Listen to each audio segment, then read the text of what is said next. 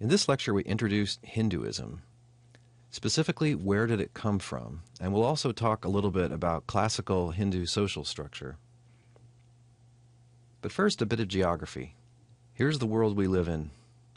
Hinduism is the majority religion of this country, modern India, right over here. But let's back up a little bit and look at the bigger picture. This whole continent that India is at the bottom of is called Asia, and the boundaries of it are as follows. So this pink country here is Turkey. It's Europe over to the west of that.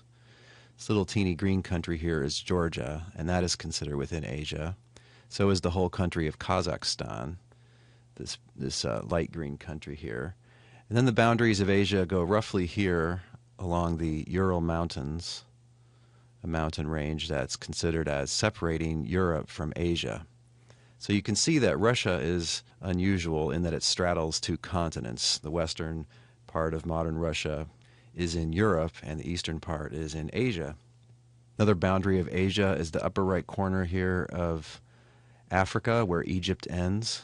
So basically all of this is Asia. Of course, Australia is a separate continent, and once you get way out here in the ocean, they consider that a different region. But everything in here is Asia. A lot more people live in Asia than live outside of Asia. There are a lot of high population countries there, including India, and especially China. Notice that India is a large country.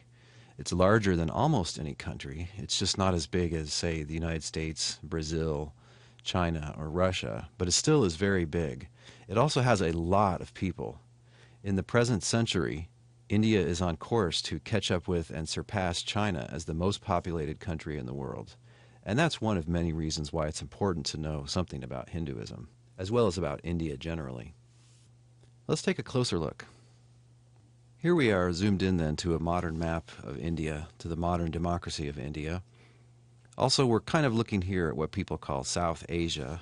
The interesting thing is that according to modern geology, this area used to be separate from the great bulk of Asia.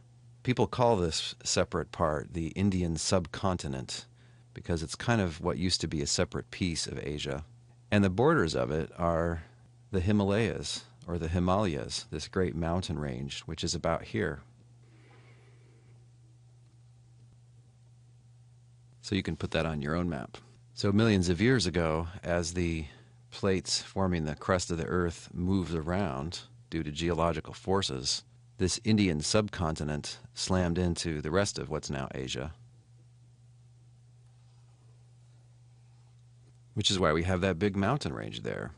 And to some extent, that mountain range has isolated India from the rest of Asia, although it has been invaded numerous times in history through some mountain passes roughly here by way of Afghanistan and what's now Pakistan. The Himalayas also keep out the colder northern air and trap the hot southern air, which produces monsoon rains in late summer and early fall, which makes a lot of India to be very fertile, capable of supporting a lot of life. Another thing to know is that modern India, which is in green here, is somewhat smaller than what you could say is historical India. So ethnically, culturally, linguistically, and religiously, the boundaries of Indian civilization go beyond what modern India is. We'll talk in a later lecture specifically about Pakistan and how that country came to be. That's an interesting modern story.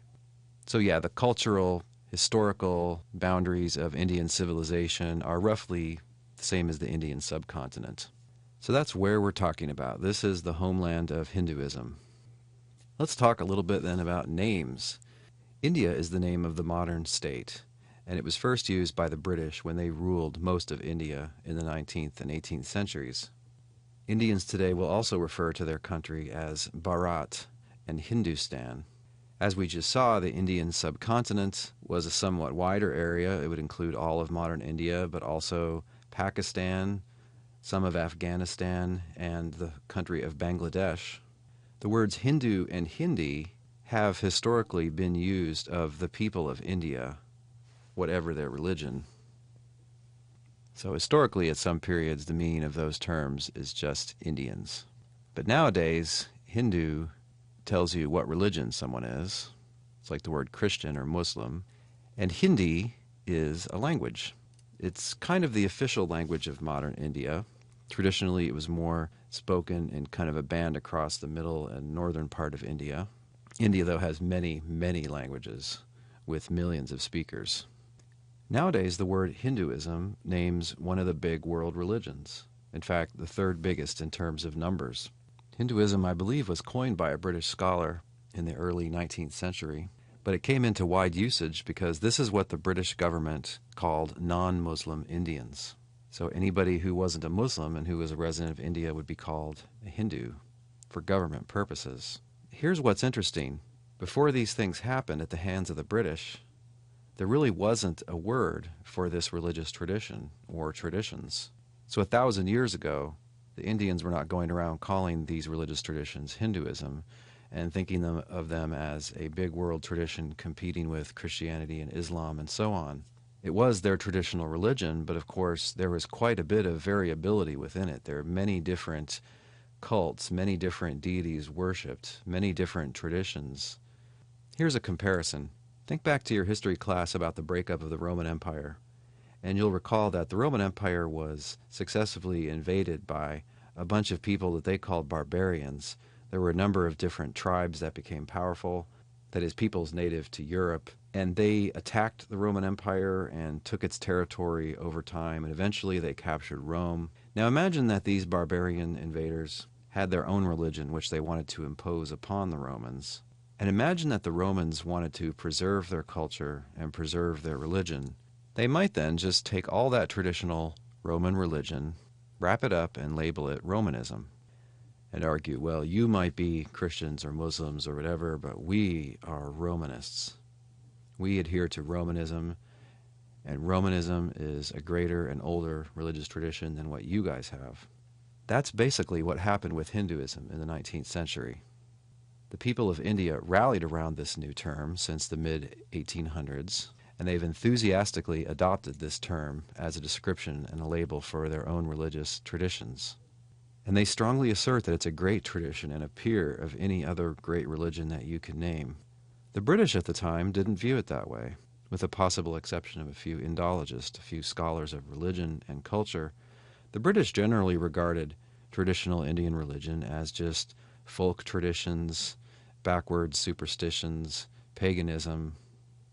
In fact, this is what many Westerners thought throughout the 19th century, and not just religious people, but people generally in the West. Even though most Indians have embraced this term enthusiastically, there are some scholars that object to the term Hinduism. They say this makes it sound like it's really one religious tradition, and it's not. It's a whole collection of them, and they prefer the designation Hindu religious tradition. But for better or worse, we're stuck with the term.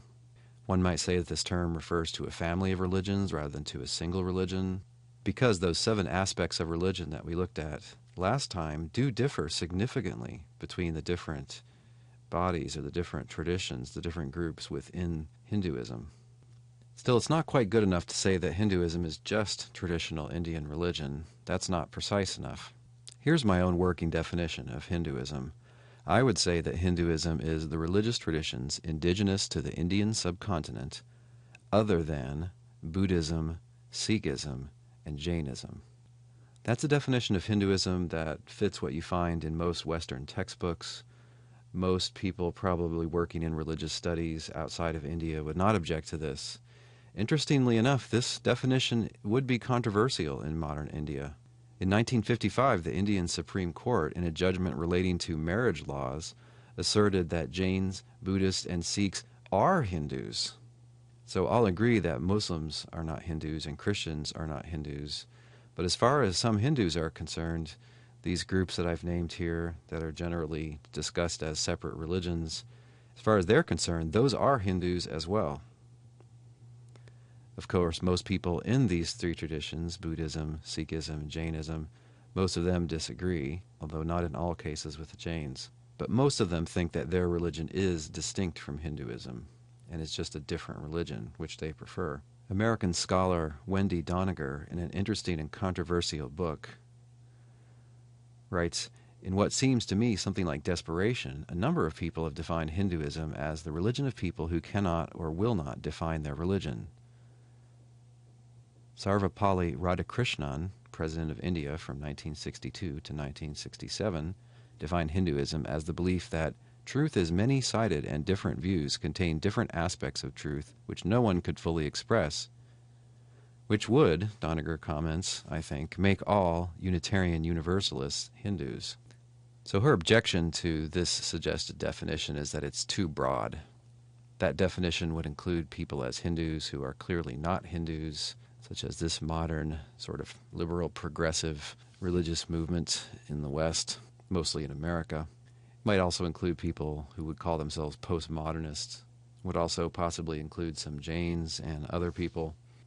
So that doesn't seem like a good definition. I would prefer my definition. If anyone has a better definition of Hinduism, I'd like to see it. In any case, modern Hindus are open-minded in a certain way about different religions. In modern India, almost all Hindus are committed to some version of what philosophers call religious pluralism. Religious pluralism is not just the fact of religious diversity, which of course no one disputes. It's rather the evaluative claim that all, or maybe most, religions are in some way equal. And of course we have to get into the details of how exactly are they equal. Some Hindus would say that all religions are true. Some would say not that they're all true, but they all have aspects of the truth, or they're all ways to get in contact with God and things like that. In a philosophy class we can argue quite a bit about how religious pluralism is to be defined and whether or not it's true and why one should believe it or not. But on a practical level, most modern Hindus will say that other religions are just fine, all paths lead up the same mountain, and yet at the same time, clearly many of them think that Hinduism is superior. They consider it the oldest.